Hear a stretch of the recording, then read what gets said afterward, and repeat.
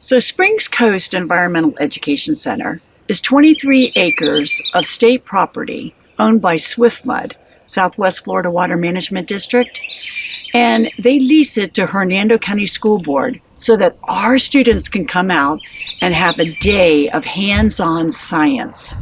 When we had word about the pandemic and that we were going to try and do social distancing, immediately I was very upset because I knew that about 1,500 students were not going to be able to come for a field trip experience.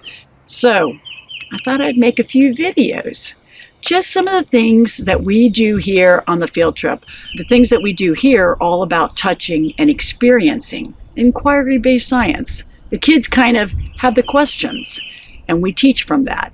So it makes it a little trickier, but I did give a starting point, a jump-off point for maybe teachers to start discussion, maybe investigations.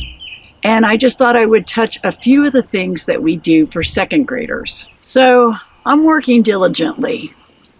I'm trying to get everything in shape, ready for those students. The first field trip that gets to come back. We don't know when that's going to be, but we are getting ready for that. And I can't wait for those students to arrive back for their special day. Until then, signing off from the Environmental Center, Miss Cheryl.